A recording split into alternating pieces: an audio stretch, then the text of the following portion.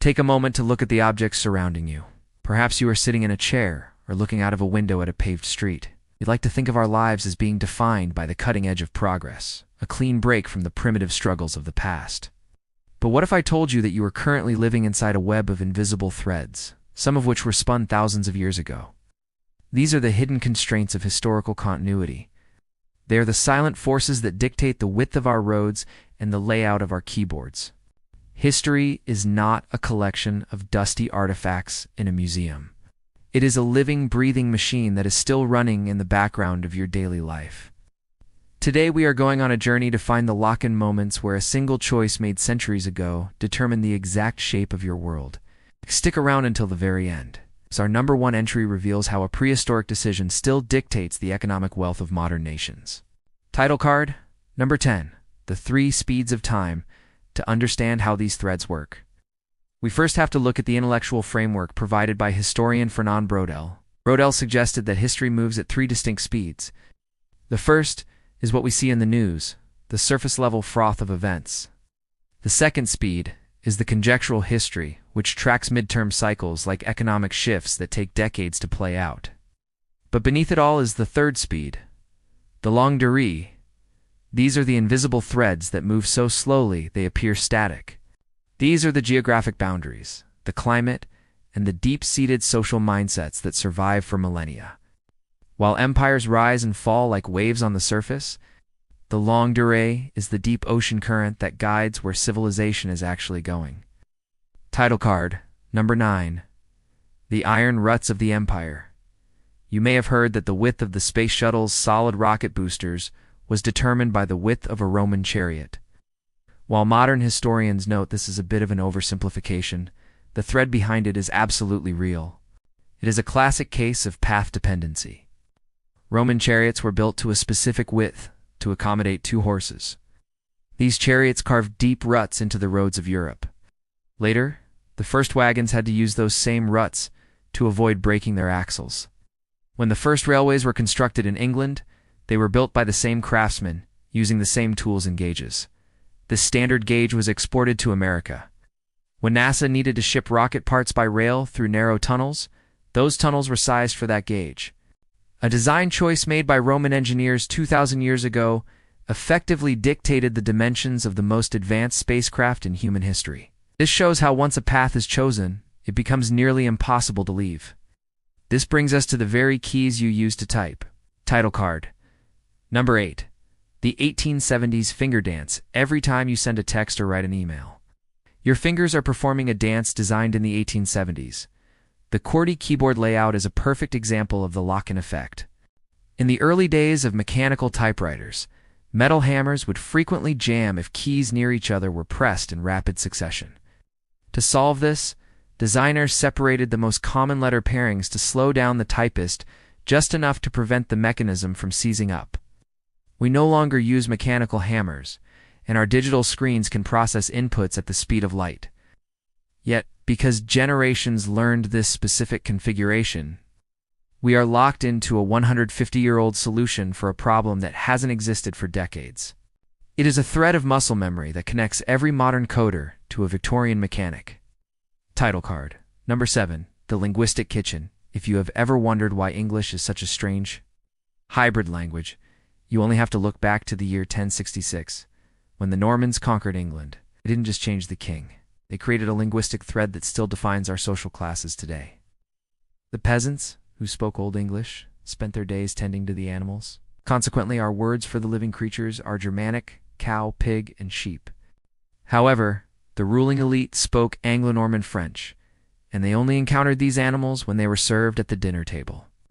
This is why the meat of those same animals has French names: beef, pork, and mutton. For nearly 1,000 years, every time you look at a menu, you are experiencing the social hierarchy of the medieval world. This linguistic continuity acts as a ghost in the room, reminding us of a conquest that happened almost a millennium ago. But language isn't the only thing that survives a total regime change, as our next entry shows. Title card, number 6. The persistence of power. We often think of revolutions as moments when the slate is wiped clean. Whether it is the French Revolution of 1789 or the Russian Revolution of 1917. The goal is always to build a new world. However, historical continuity tells a different story. Historians have observed that even after the most violent upheavals, the underlying bureaucratic structures and methods of governance often remain identical to the regimes they replaced. The new leaders find that to collect taxes, maintain order, and manage the population, they must rely on the plumbing left behind by the old kings or XRs. The names of the offices change, but the centralized power structures remain. This is why many total revolutions eventually look remarkably like the systems they fought to destroy. It is as if the ghost of the previous administration is still holding the pen, proving that some threads are too thick to be cut by even the sharpest guillotine. This leads us to how these institutional ghosts can determine the wealth of entire nations. Title card. Number 5. The colonial ledger. Why are some countries wealthy, while others remain poor? Economists like Darren Acemoglu and James Robinson have traced an invisible thread back 5 centuries to the moment of European colonization. They found that the type of institution established in 1500 still dictates economic prosperity today. In places where Europeans could not settle easily due to disease, they set up extractive institutions designed to pull resources out of the land as quickly as possible. In places where they could settle, they established inclusive institutions based on the rule of law and property rights. Even after independence, these institutional threads persisted. Nations that inherited the inclusive thread continued to grow, while those with extractive threads remained trapped in a cycle of poverty. Your modern bank account might be a direct reflection of a decision made by a colonial governor in the 16th century. And nowhere is this more visible than in the high Andes of South America. Title card. Number 4. The Meta's Long Shadow. One of the most haunting examples of this institutional persistence is found in Peru. Between 1573 and 1812, the Spanish colonial government operated the Meta system, a form of forced labor where indigenous people were required to work in silver and mercury mines. This system was abolished over 200 years ago, yet its thread remains visible in the modern world. Recent studies have shown that districts located within the original boundaries of the Meta system today have significantly lower levels of education and less integration into the market economy than neighboring districts that were just outside the boundary. Even though the mines are closed and the Spanish are gone, the social and economic structures created to facilitate that forced labor have left a permanent scar on the land. It is a sobering reminder that the choices of the past are not just memories. They are the physical and social walls we still live within today. But sometimes, those walls are made of legal parchment. Number 3. The empire's legal skeleton. While the Western Roman Empire is said to have fallen in 476 AD, its legal skeleton still supports much of the modern world. In the 6th century, the Emperor Justinian I ordered the codification of Roman law into the Corpus Juris Civilis. This thread did not snap when the empire dissolved. Instead, it became the foundation for the legal systems of almost all of Europe. If you live in a country with a civil law tradition, your contracts and courts are still influenced by the logic of ancient Roman jurists. Even the concept of a corporation as a legal person has its roots in these ancient texts. We may no longer wear togas or worship Jupiter, but when we step into a courtroom, we are still speaking the language of the Caesars.